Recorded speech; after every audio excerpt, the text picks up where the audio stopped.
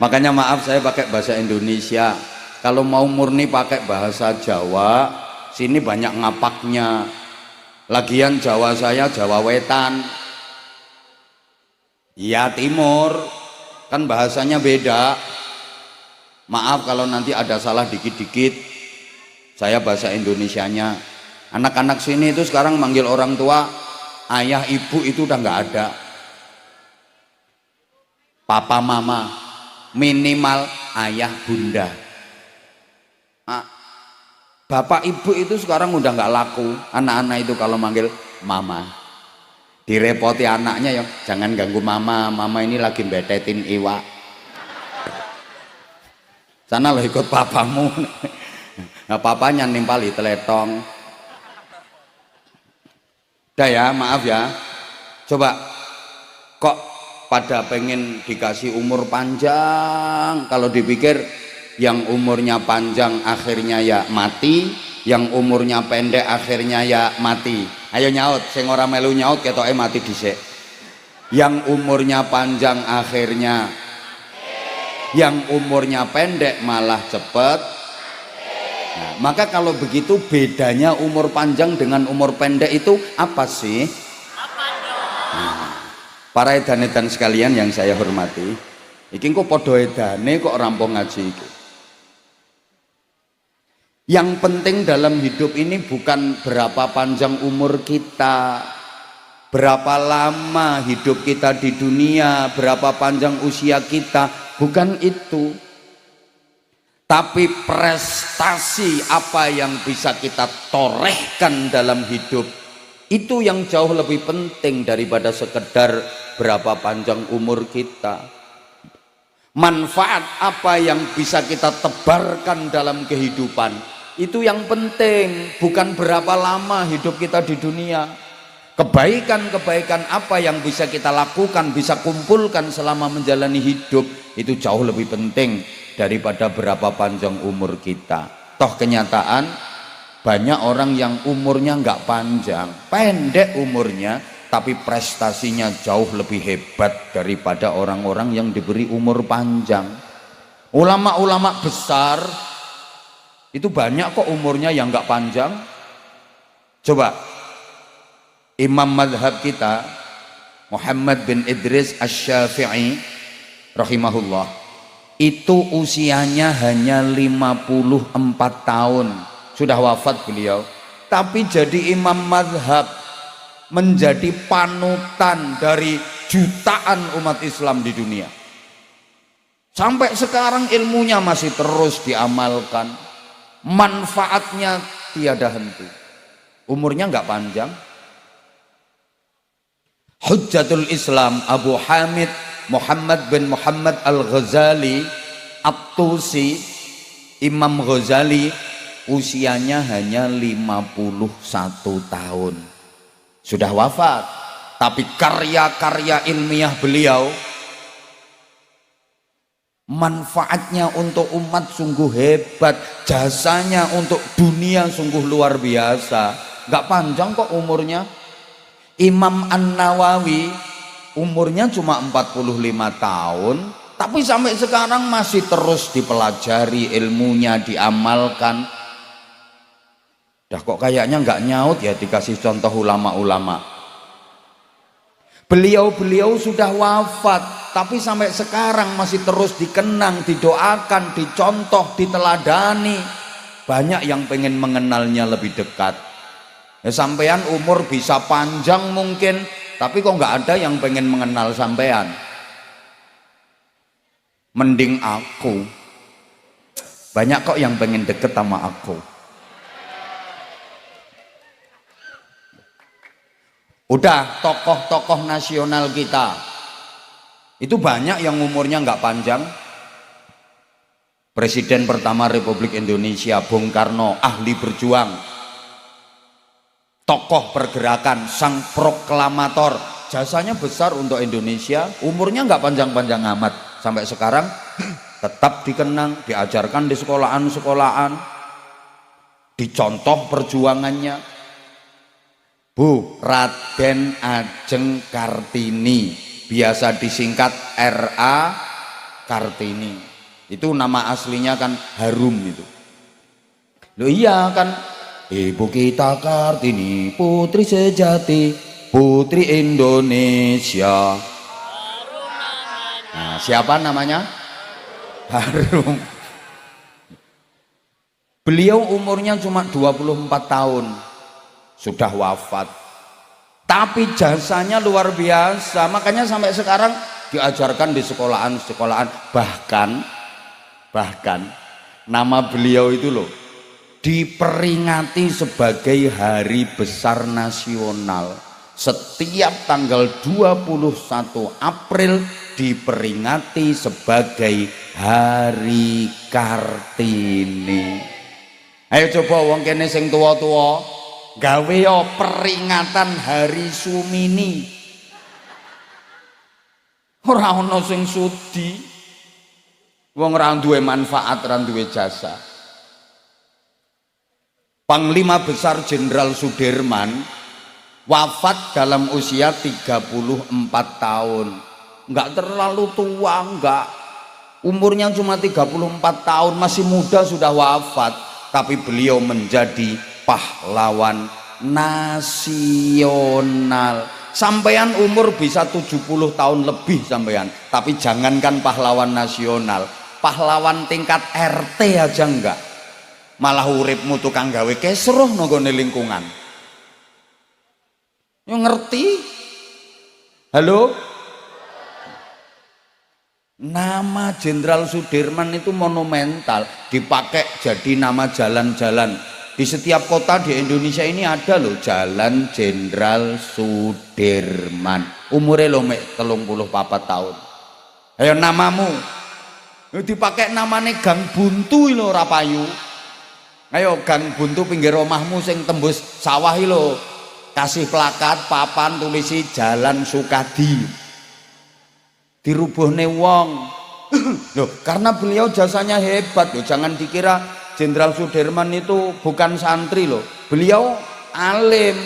Jenderal Sudirman ini guru madrasah diniyah. Alim. Bahkan beliau punya wadhifah daimul wudu. Melanggengkan wudu nggak pernah batal. Kalau napak tilas perjuangan gerilyanya Jenderal Sudirman itu di setiap titik tempat beliau istirahat itu ditemukan ada wadah air yang terbuat dari tanah. Saya nggak tahu namanya itu, kalau bahasa Inggrisnya the padasan. Untuk tempat wudhu beliau, karena beliau selalu satu, melanggengkan wudhu nggak pernah batal. Dua, selalu sholat di awal waktu dan berjamaah. Tiga, rutin puasa Senin Kemis. Pantes. Tokoh-tokoh yang saya sebut tadi loh udah wafat. R.A. Kartini, Jenderal Sudirman, sampai sekarang fotonya dijual laris. Fotonya dijual lo laris padahal orangnya sudah wafat. Ayo fotomu, fotone wong Jemur, ayo difoto gedeke dipegora gawa neng pasar. Payu ora?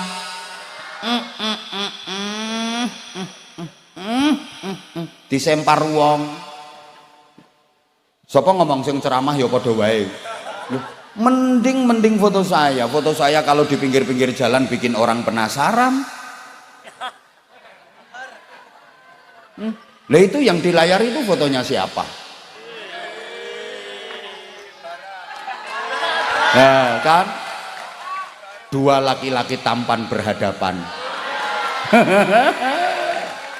Gak enak kayak gula karo kopi. Panitia iki. Yo gak gelem golekne fotoku sing rada mening sithik ngono apa piye? Matur suwun. Mbandingne kok karo wong luar negeri. Mbandingne ya karo Gus Ulin apa karo Gus sapa sing padha irenge ngono lho. Nondi wonge mau. Allahumma sholli ala Muhammad.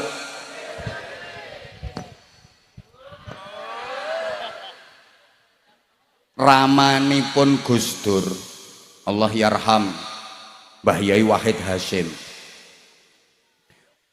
wafat di usia 39 tahun. Ya ndak sepuh, ndak. Belum sampai 40 tahun beliau sudah wafat. Tapi beliau juga jadi pahlawan nasional. Ini keluarga hebat ini.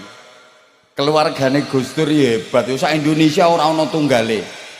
Mbahnya pahlawan nasional, ayahnya pahlawan nasional, Gus Durnya pahlawan nasional. Lu 3 keturunan nih lo pahlawan nasional semua. Ayo golek ke wong Jemur. Coba kakeknya pahlawan nasional, Hadratus Syekh Mbah Yai Hasyim Asy'ari, muassis Nahdlatul Ulama, kiainya kiai. Halo? Nah, anak-anak kecil udah mulai rame kan? Ayahnya pahlawan nasional, Mbah Yai Wahid Hasyim ini. Gus Durnya pahlawan nasional. Oh, enggak ada tunggalnya, itu enggak ada. Paham apa enggak ini ya? Ayahnya Gus Dur, Mbah Yai Wahid Hasyim itu saat usia beliau baru 22 tahun, masih pemuda, 22 tahun, beliau sudah termasuk tim perumus Pancasila, perumus Undang-Undang Dasar 1945. Bahkan beliau masuk panitia inti persiapan kemerdekaan Republik Indonesia. Sampean umur bisa 80 tahun, coba pernah jadi panitia apa sampean? Paling-paling ya panitia berkat, urusannya Departemen Perbadokan. Orang kalau manfaatnya hebat, jasanya luar biasa, pasti selalu dikenang. Termasuk Allah yarham Mbah Yai Husni Tamrin. Buktinya tiap tahun diperingati haulnya. Ini sudah keberapa? 31, yang mendoakan ribuan. Ya karena manfaat untuk umat. Nah, pertanyaannya, sampean nanti kalau mati kira-kira ada yang ngekholi apa enggak? Loh. Sampean ki kabeh kan arep dipateni karo Gusti Allah. Loh iyalah. Lah iya, pertanyaannya nanti ketika sampean mati itu ada yang hormat enggak? Ada yang ngekholi enggak? Tiap tahun diperingati hormat kayak gini apa enggak?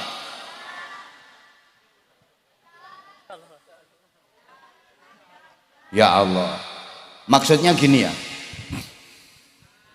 iya ya, nanti dulu, bahas kiainya nanti, yang penting kita itu dapat barokahnya dulu.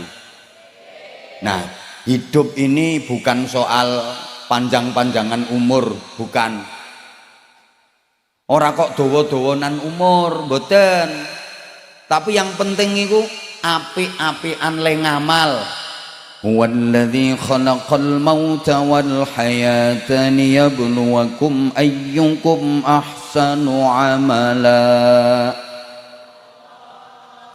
Jadi yang dinilai Allah itu ayyukum ahsanu amala. Mana di antara kalian yang paling baik amalnya? Bukan yang paling panjang umurnya, understand? Ngomong yes ngono lho. Umur panjang kalau nggak ada manfaatnya, gunanya apa sih? Nah, jadi ngaji malam ini judulnya apa sih? Apa dong? Insyaallah engko rampung ngaji edan kabeh. Sing penting kuwi ora kok dawa-dawanan umur. Tapi yang penting iku bagus-bagusan amal, apik-apikan amal. Karena manusia itu diberi potensi apik, juga diberi potensi elek. Mana yang ditumbuh kembangkan? Wa nafsin wa ma sawaha fa alhamaha fujuraha wa taqwaha. Setiap manusia diberi dua bakat, dua ilham, dua potensi, fujur dan takwa. Fujur ini potensi keburukan, takwa itu potensi kebaikan. Fujur untuk mengantarkan proses pertumbuhan, takwa untuk mengantarkan proses perkembangan. Fujur tempatnya ulu hati ke bawah, tepatnya perut dan sedikit bawah perut. Takwa tempatnya ulu hati ke atas, tepatnya dada dan kepala. Di dada ada hati untuk berzikir, di kepala ada otak untuk berpikir. Bawahan, perut dan sedikit di bawah perut, itu isinya tuntutan. Perut dan bawahnya ini selalu menuntut, yang penting perut kenyang, bawah perut tegang. Atasan, maaf tak samarkan banyak anak-anak bu, atasan isinya tuntunan, dada dan kepala, zikir dan fikir. Maka tuntunan ini harus kita isi dengan syariah, akidah, akhlakul karimah, logika, etika, estetika. Understand? Atasan punya tugas menuntun bawahan supaya tuntutan bawahan ini enggak sesat, supaya tuntutannya terarah. Bawahan harus mengikuti atasan. Karena bawahan ini tugasnya menuntut. Atasan jangan kaget kalau dituntut bawahan. Apa yang dituntut? HE. Nek perlu kewajibannya sithik, HE akeh. Atau bahkan ora usah ngelakoni kewajiban ning nompo HE. Mulane bawahan perut sama bawah perut itu paling seneng kalau HE terpenuhi. Nek ditabuhi dikendangi kae obah kabeh, HE huk ya buka didik bawahan. Lah manusia kalau pengen selamat, benar, mulia, bahagia dunia akhirat harus mengikuti tuntunan, mengikuti dada dan kepala, mengikuti hati dan otak. Jangan nuruti tuntutan perut dan bawah perut. Ini yang bikin manusia berbuat maksiat, yang bikin manusia berbuat jahat, bermoral bejat, karena mengikuti bawahan perut dan bawah perut. Coba perhatikan, semua kejahatan itu sumbernya adalah perut dan bawah perut. Betul? Lo sampai pembunuhan terjadi itu ya gara-gara perut sama bawah perut. Semua kejahatan itu gara-gara terlalu nuruti perut sama bawah perut. Oleh karena itu harus dituntun dengan dada dan kepala. Allahumma sholli ala Muhammad. Nah, makanya ibarat sawah, manusia itu ya ada padinya, ya ada rumputnya, ya ono parine, ya ono sukete. Pari itu simbole apik, suket iku simbole elek. Menungso kuwi ya ana apike, ya ana eleke. Sing banter sayang, menungso kuwi ya ana apike, ya ana. Termasuk yang ceramah ini ya ana apike, ya ana. Malah misalnya dihitung beneran jujur-jujuran, yang ceramah iki apike karo eleke luwih akeh. Matur suwun nggih, matur suwun. Monggo jenengan ceramah piyambak mawon. Kula tak wangsul. Wong elek kok dikon ceramah. Monggo. Napa jenengan mawon sing ceramah aku tak mulih. Ya ora mutung ya lambemu kuwi gara-garane. Ya udah ngaku saja. Kula akeh eleke. Nek sampean akeh apike nggih. Oh. Ya baru tahu aku. Dadi wong sing akeh apike iki modele ngono kuwi. Burek-burek ngono kuwi ya. Anyel ini. Nah, sekarang ibarat sawah ada padinya, ada rumputnya. Pengen panen rumput apa pengen panen padi? Nah, berarti waras. Kalau pengen panen padi, jangan hanya merawat padinya saja, harus mau membersihkan rumputnya. Aja mung ngopeni parine wae, ya kudu gelem ngresiki sukete. Allahumma sholli ala Muhammad. Pokok kuncinya gitu. Padinya dirawat, suketnya dibersihin. Mbah anak kecil-kecil jangan rame sayang. Parine diopeni, sukete diresiki. Ayo nyaut. Parine sukete. Nah, sekali lagi parine sukete. Top. Berarti apike diopeni, eleke diresiki. Ayo, apike eleke. Sekali lagi parine sukete. Nah, top. Pisan kas. Parine sukete eleke. Engko diopeni diresiki, apike sing diopeni. Dah pokoknya gini, kalau udah melakukan yang baik, yang jelek-jelek harus ditinggal. Gini loh, lewes ngelakoni apik, sing elek kudu ditinggal. Aja nganti ngelakoni apik ning elek ora ditinggal, utawa ninggal elek ning apike ora ditinggal. Aja nganti karena apik karo elek ora kena dicampur. Kalau dicampur apike kalah, menang eleke. Meskipun apike luwih akeh, eleke hanya sedikit. Kalau dicampur menang eleke.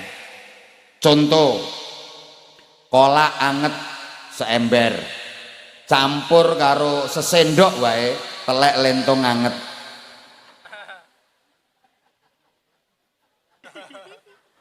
Lo kan akeh kolake saember, telek emeng sesendok. Ini kalau dicampur dadine telek rasa kolak apa kolak rasa telek. Akhirnya buang, betul? Yang dibuang teleke wae apa kabeh? Masa arep disaring? Eman telek sesendok wae kok disaring. Paham ora to wong-wong iki? Nah, gini, kita diperintah jadi orang baik. Bu. Astagfirullah, gak nyaut. Karena apa? Manusia diciptakan Allah ini keadaannya baik. Semua anak siapapun, berasal dari garis keturunan siapapun, dilahirkan ke dunia dalam keadaan baik. Makanya Nabi bersabda, kullu mauludin yuladu 'alal fitrah. Semua bayi yang terlahir itu dilahirkan dalam keadaan fitrah, baik. Fitrah itu murni, nggak ada campuran. Kayak air hujan itu loh fitrah. Kan air hujan itu nggak ada campurannya. Coba air hujan itu campuran apa?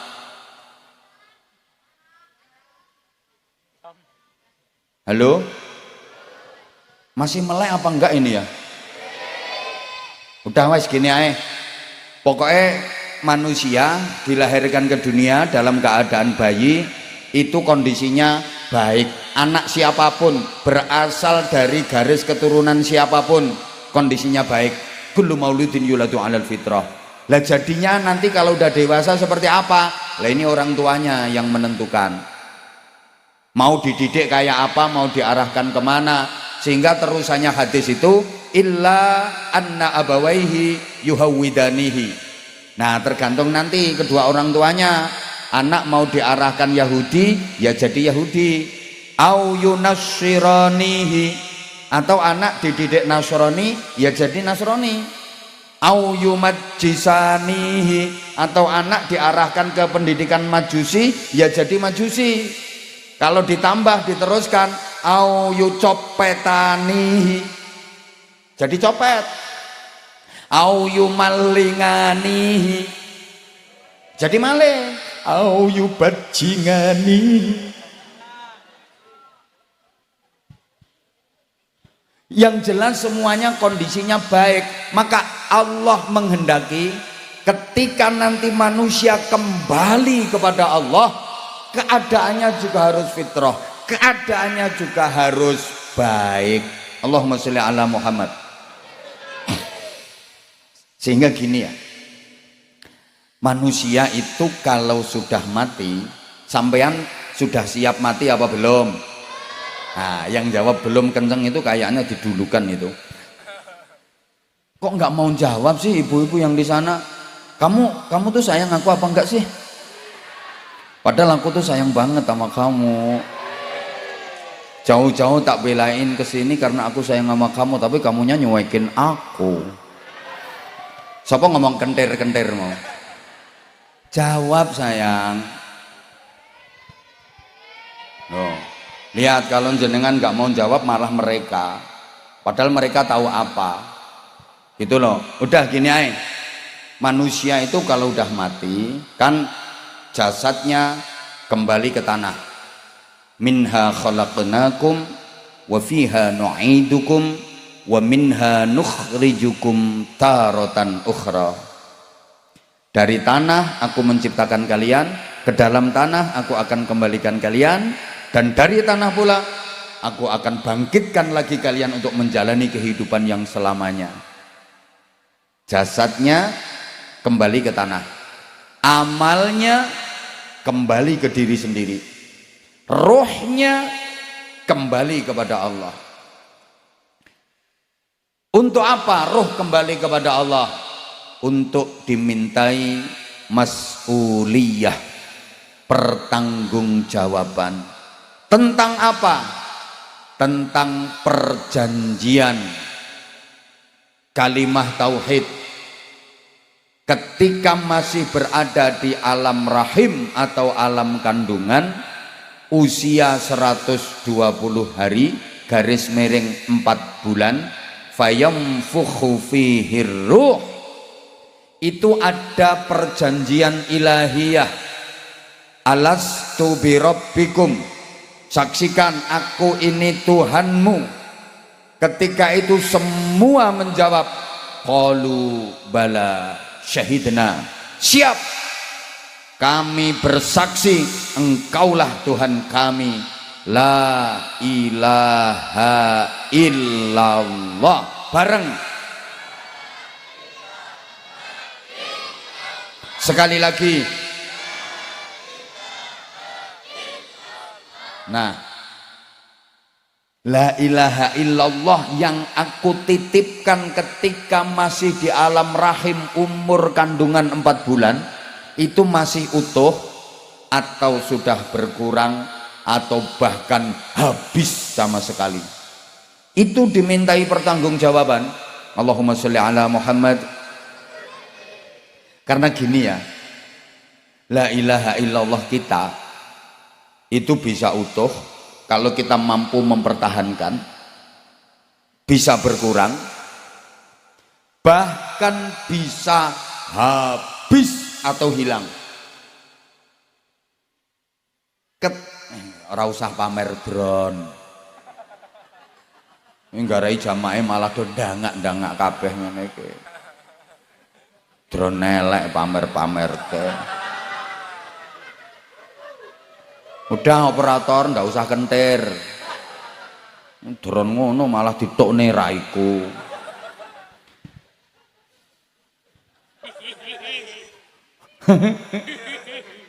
Gini ya, ketika manusia syirik, orangnya namanya musyrik, perbuatannya disebut syirik. Understand? Jawab sayang ya. Orangnya namanya musyrik, perbuatannya disebut syirik. Orangnya namanya kafir, perbuatannya disebut kufur. Paham orang ini.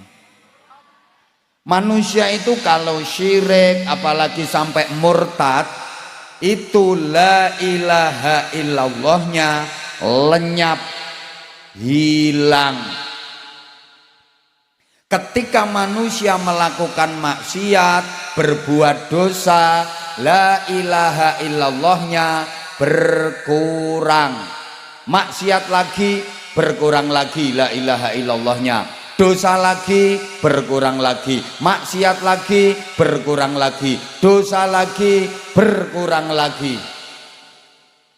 Jadi bisa apa ya bahasa Inggrisnya the gripes. Berkurang. Ketika manusia berbuat taat, melakukan ibadah, ini la ilaha illallahnya bertambah. Maka mengalami fluktuatif. Understand? Padahal ya gak ngerti ngono kuwi. Sehingga al-iman itu yazidu wa yanqusu. Kadang bertambah, kadang berkurang. Yazidu bit ta'ah wa yanqusu bil ma'siyah. Kalau dipakai menjalankan taat, iman bertambah. Ketika dipakai berbuat maksiat, iman berkurang. Demikian pula la ilaha illallah. Kalau dipakai berbuat taat, dia bertambah. Tapi kalau dipakai berbuat maksiat, dia berkurang. Paham pora yo? Ya udah kayak gini sayang ya. Kok nggak mau dipanggil sayang? Ya wes rumake daer-kender ngene. Nek dipanggil sayang ora gelem, aku tuh kurang baik apa coba sama kamu? Gini ya. Menengong ini ki rayuan. Kalau jamaahnya udah mulai nggak fokus, ada yang ngantuk, ya harus dibangkitkan lagi konsentrasinya. Di antaranya caranya seperti itu. Makanya kadang aku bilang rupanya ayu tapi oon. Itu kan langsung tek. Aku dilokne oon, padahal ya oon tenan. Halo? Gini, wong jemur. Wong jemur iki kalau lagi tahlilan, istighosan, manakipan, yasinan, sholawatan di pengajian, itu la ilaha illallahnya utuh. Ya la ilaha illallah, la ilaha illallah, la ilaha illallah. Karena apa? Nggak mikir dunia, nggak mikir harta, ingatnya akhirat, ingatnya Allah. Itu la ilaha illallahnya utuh, la ilaha illallah. Tapi ketika lagi di sawah, nggak inget Allah, nggak inget akhirat, itu bisa berubah la ilaha illa gabah wal pari. Karena pikirannya gabah, pikirannya pari. Nanti kalau lagi di toko, di pasar, la ilaha illallahnya bisa jadi la ilaha illa bati wal duwe. Ya Allah, kok susah ya ngasih penjelasan orang yang cantik, tapi kok bahkan gini ya, kecintaanmu kepada dunia itu bisa mengurangi la ilaha illallah. Kesibukanmu ngurusi dunia, memikirkan dunia sampai lupa akhirat, lupa Allah, itu juga mengurangi la ilaha illallah. Makanya ya, dunya kuwi halale dihisab, harame disiksa. Halaluha hisabun wa haramuha iqabun. Halale dihisab, harame disiksa. Ayo nyaut. Halale harame disiksa. Nah, sekali lagi supaya mancep, donya iku halale harame. Hati-hati.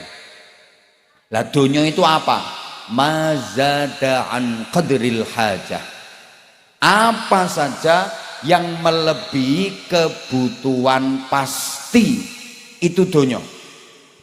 Yang kebutuhan pasti nggak dihukumi donya, akhirat. Contoh, sampean butuh makan, kalau nggak makan mati, betul? Nah, sehari berapa kali makan? 6 itu doang. Ya udah normalnya 3, oke? Ya Allah nggak nyaut, oke? Nah, berarti makan 3 kali 3 piring plus sayur plus lauk, itu kebutuhan pasti, aman, gak dianggap donya itu. Nah, lebih dari itu sampai 6 piring tadi, atau lauknya mau macam-macam, menunya mau macam-macam, itulah donya. Kalau halal dihisab, kalau haram disiksa. Allahumma sholli ala Muhammad. Ibu-ibu butuh pakaian untuk nutup aurat, betul? Untuk gonta-ganti 10 cukup, Bu?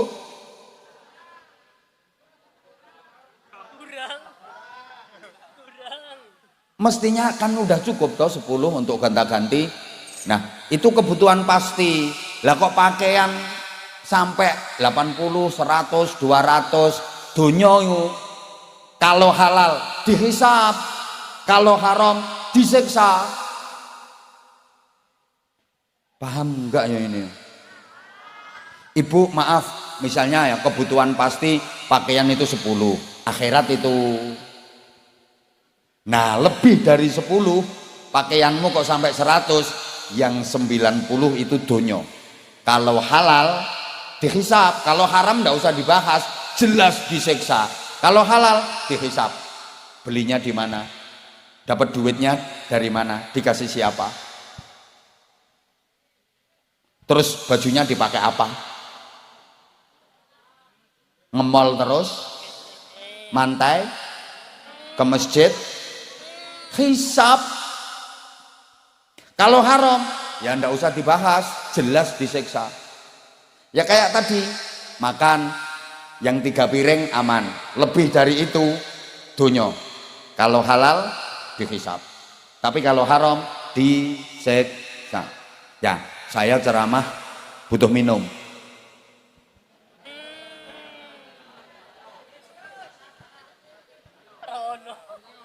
Telat. Udah ya, udah cukup. Gini. Udah gini leh. Saya ceramah kan butuh minum.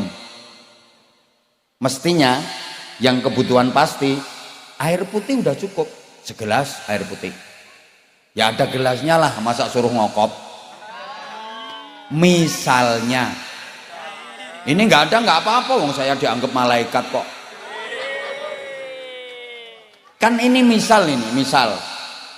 Sebentar, waktu saya tinggal 5 menit ini. Bu, dilanjut apa enggak?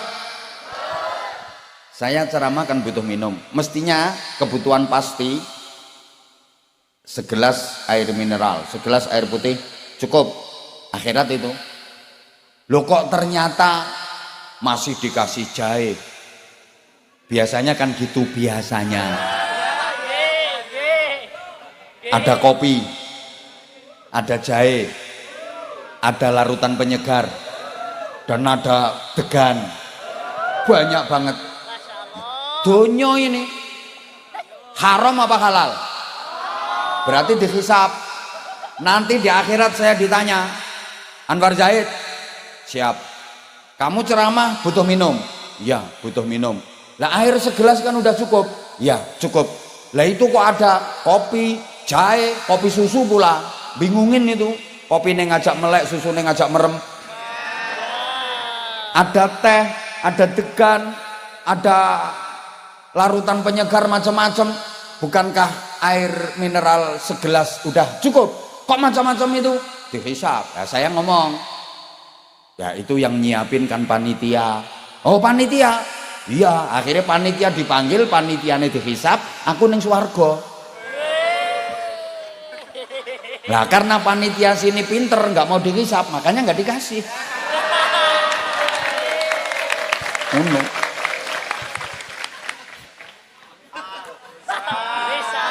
Ini kemungkinannya dua. Kemungkinan pertama panitianya pinter, kedua ndablek. Tuh. Dah sekarang nggak perlu, udah mau selesai kok ceramahnya. Bu, kecintaan kita kepada dunia, kesibukan kita ngurus dunia itu bisa mengurangi la ilaha illallah. Makanya sampeyan disuruh tahlilan itu dalam rangka menginjek, malah gak ngerti, menginpus, nyontek supaya la ilaha illallah kita yang berkurang itu kembali utuh.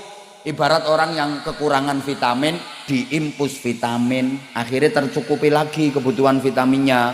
Orang yang lagi dehidrasi, kekurangan cairan, diimpus cairan supaya tercukupi cairannya. Understand? La ilaha illallahmu yang berkurang itu terus diimpus. Afdalu dzikri fa'lam annahu la ilaha illallah, la ilaha illallah, la ilaha illallah. Itu kayak diimpus sampean. Muga-muga paham, muga-muga paham. Maka bejo banget, beruntung banget warga Jemur, warga Pejagoan yang rutin zikir, rajin tahlilan. Insya Allah la ilaha illallahnya selalu utuh sampai nanti menghadap Allah, la ilaha illallahnya utuh.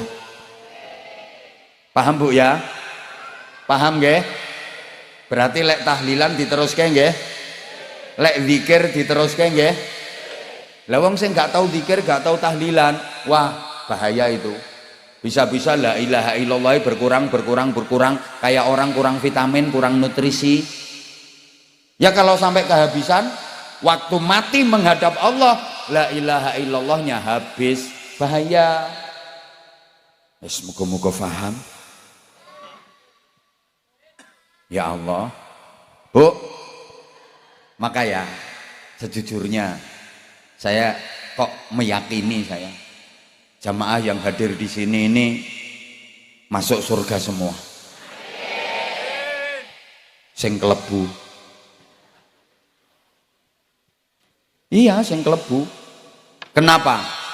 Ya karena seluruh jamaah yang hadir di sini ini langsung diajari Allah kalimah tauhid la ilaha illallah. Qurannya begitu kok, fa'lam annahu la ilaha illallah, bareng.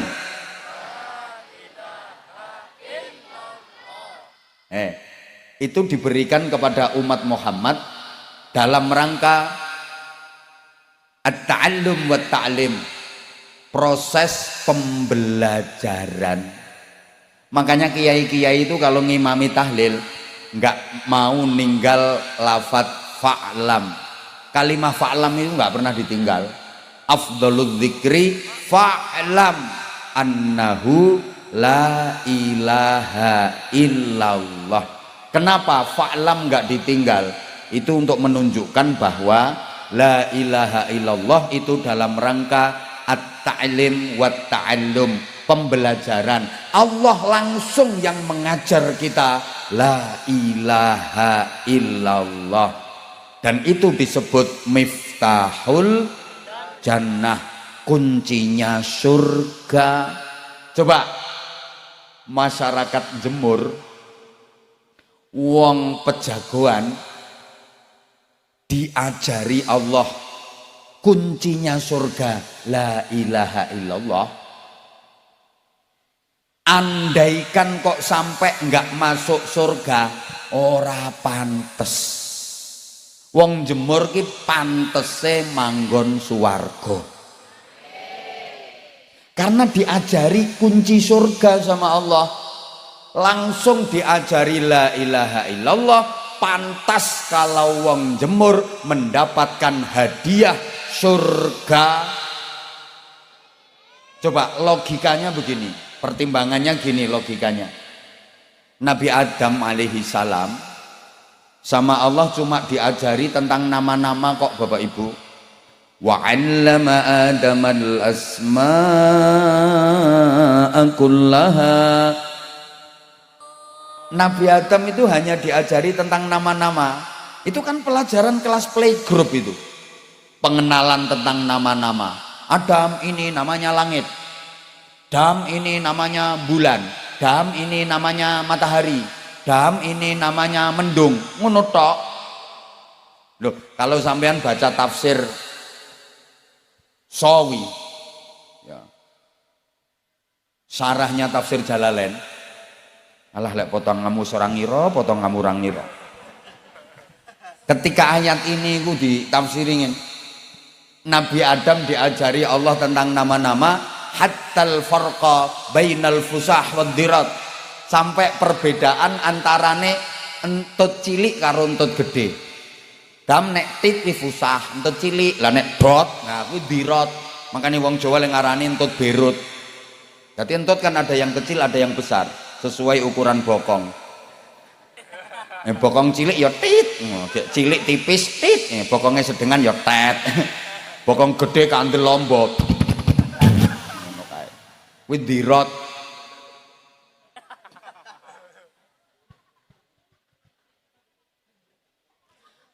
Diajari tentang nama-nama. Apa yang dihadiahkan Allah kepada Nabi Adam? Seluruh malaikat diperintah sujud, tunduk kepada Nabi Adam. Padahal cuma diajari tentang nama-nama. Paham? Paham? Lagi Nabi Yusuf alaihi salam diajari apa sama Allah? Takwil mimpi, takbirur ru'ya. Yusuf, kalau ada orang mimpi ini, itu tafsirannya begini. Kalau mimpinya seperti ini, itu takwilnya begini. Cuman diajari takwil mimpi. Apa hadiah yang diberikan Allah kepada Nabi Yusuf? Dijadikan perdana menteri. Lagi Nabi Sulaiman, wis dibilangin telat, bingung ngombe. Tadi yang dipikir apa?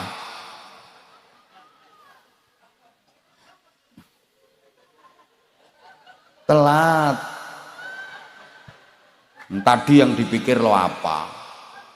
Kayak sibuk sendiri ya.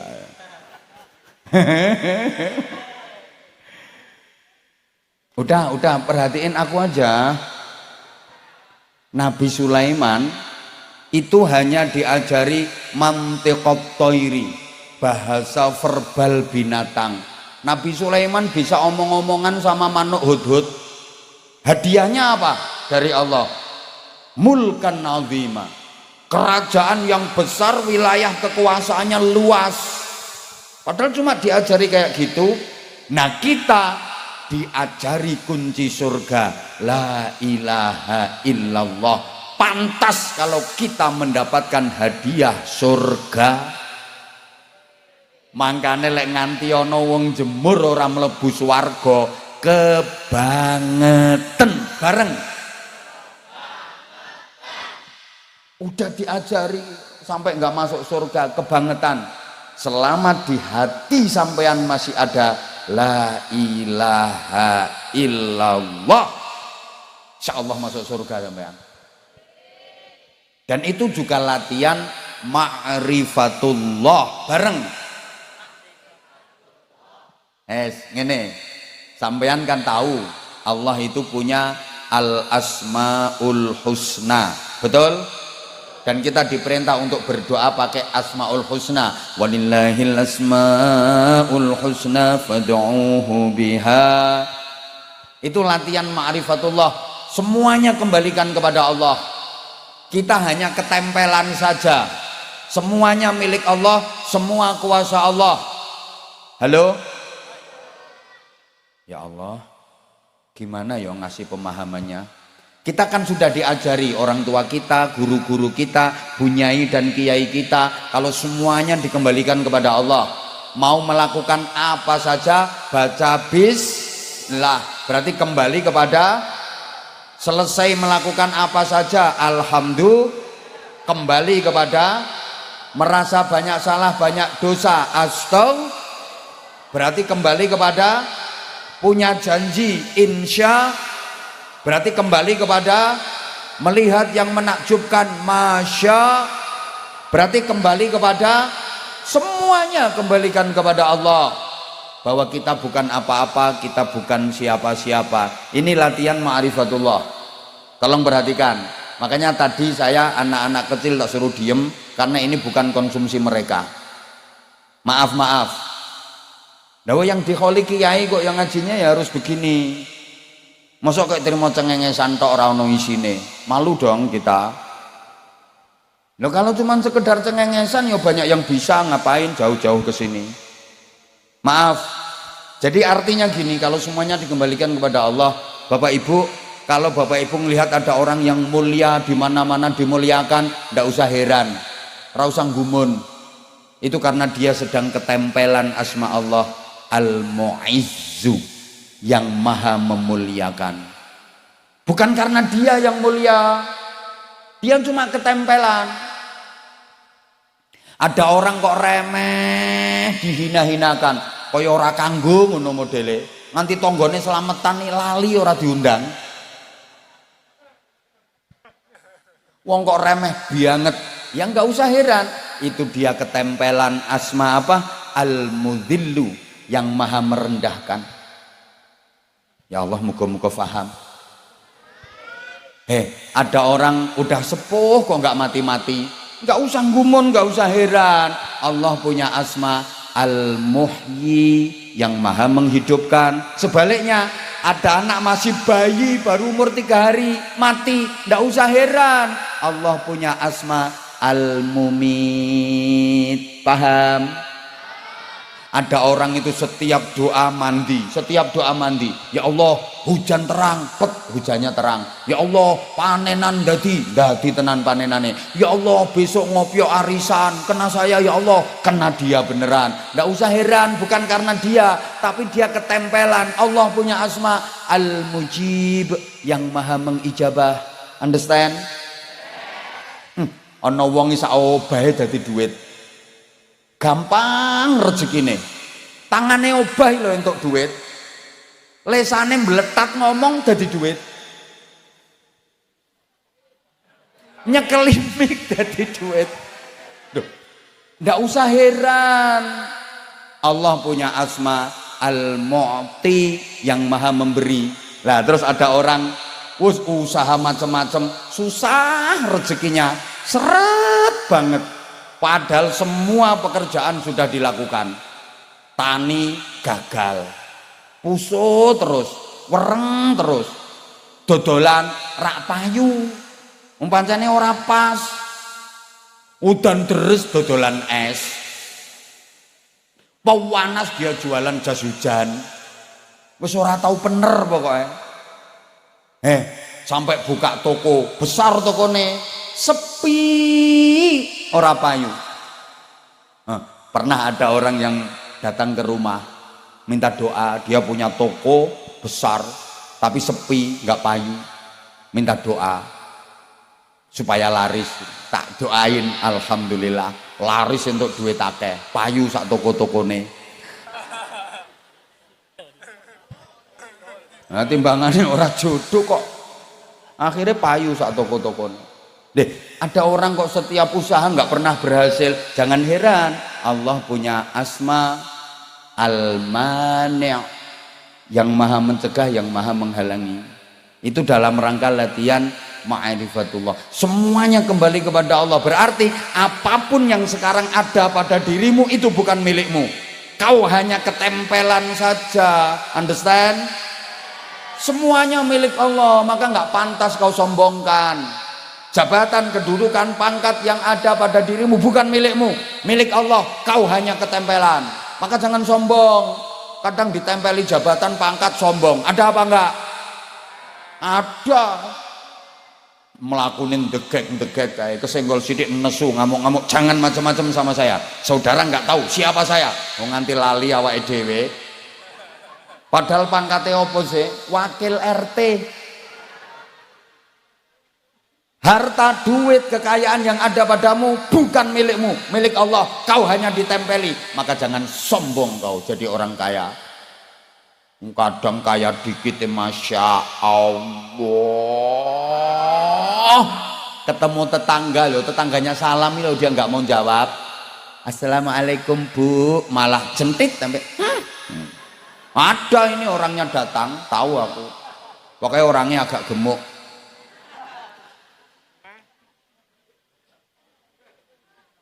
Punya tas bermerek, diposting terus, kayak story, kayak status, kayak mereknya diketok-ketok, padahal KW. Ada orangnya sekarang duduk kakinya selonjor.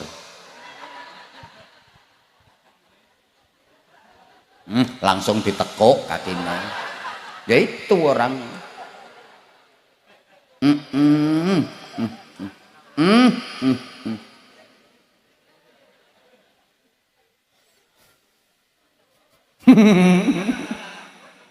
Lah itu kau hanya ketempelan, bukan milikmu. Udah jam 12 lewat. Tadi hujan ya sini. Ya kan aku belum datang. Niki gak gelem nolak udan nih. Allahumma sholli ala Muhammad. Nah, Bapak Ibu para jamaah, jadi la ilaha illallahnya kita itu nanti yang akan dimintakan pertanggungjawaban oleh Allah Subhanahu wa ta'ala. Makanya mudah-mudahan kita lahir dengan janji la ilaha illallah, nanti waktunya kita kembali menghadap Allah pun tetap dengan janji itu, la ilaha illallah. Dah jam 12 lewat, matur suwun semuanya. Kurang ya kapan-kapan ngundang lagi. Matur suwun semuanya. Ada adik-adik yang pengen dapat sarung, yang hafal Quran 15 juz lebih.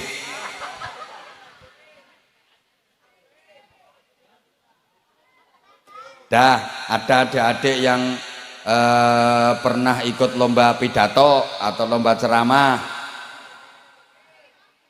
dan berani tampil di sini.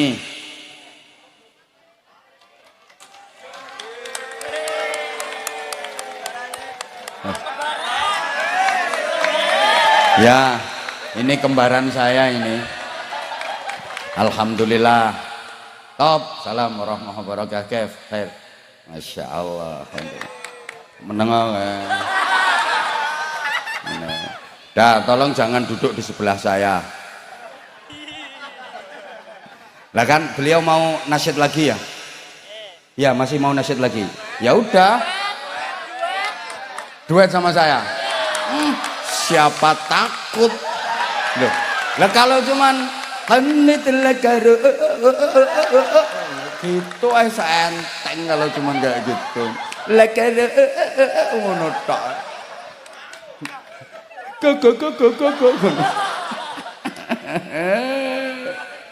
Ya udah, ada nggak ada. Ini beliau siapa namanya? Oh, aslinya Barra Mas'ud. Tapi kalau di lugat sana Bara Mesud. Bara Mesud. Oh, ini masih saudaranya Mesut Ozil. Sama-sama Mesut. Lek dirimu Mesutnya kebacut. Ini masih saudaranya. Oke, kita bersolawat kembali ya. Nanti doanya Pak Kiai di akhir majelis ini. Biar beliau, aku juga belum denger sih suaranya kayak apa. Bagusan mana sama Mustafa Atef? Bagusan antemi bisa. Bagusan mana sama itu apa namanya? Torik, atau ada lagi itu Kortis. Nah, sama Anza Masud. Masya Allah. Udah ya? Nah udah. Saya mohon maaf Ya banyak salah saya. Kalau ada sumur di ladang, boleh kita menumpang mandi. Kalau ceramah saya dirasa kurang panjang, silahkan diundang lagi. Mohon maaf. Subhanakallahumma bihamdik, asyhadu an la ilaha illa anta, astaghfiruka wa atubu ilaik. Wa waffaqanallah wa iyyakum lima yuhibbu wa yardah. Assalamualaikum warahmatullahi wabarakatuh.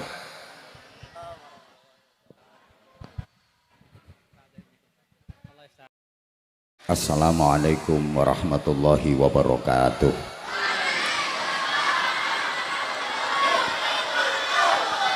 Bismillahirrahmanirrahim. Alhamdulillahi rabbil alamin wa kafa. Alladzi an'ama alaina wa hada. Walladzi khalaqal mauta wal hayata liyabluwana ayyuna ahsana datam min lisani yafqahu qawli waj'al li waziran min ahli.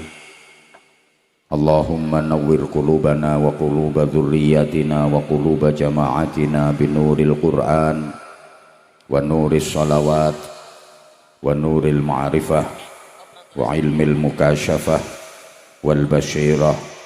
Ya Fattahu ya Alim, iftah qulubana wa qulubahum futuhal arifin birahmatika ya arhamar rahimin. Amma ba'd. Ulama'ana al-kurama wa masyayikhana al-fudhala,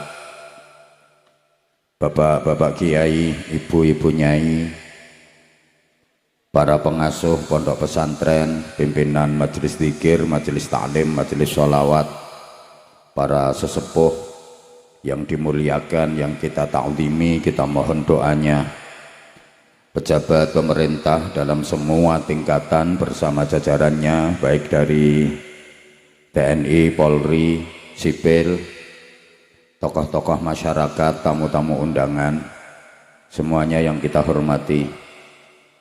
Panitia dibantu keamanan dari TNI, Polri, sahabat-sahabat Banser, adik-adik santri yang kita banggakan, hadirin hadirat, mustami'in mustami'at, bapak-bapak, ibu-ibu, adik-adik, seluruh jamaah. Mari kita dengan ikhlas membaca suratul Fatihah,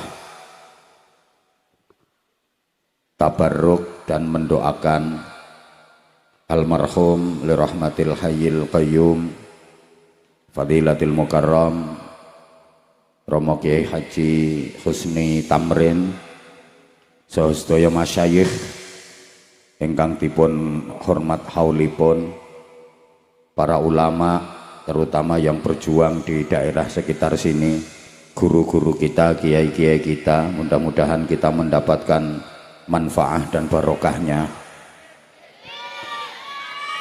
Sekaligus kita niat hadiahkan untuk orang tua kita, kakek nenek kita, buyut-buyut kita, sesepuh-sesepuh kita yang sudah berada di alam barzakh. Mudah-mudahan ramah.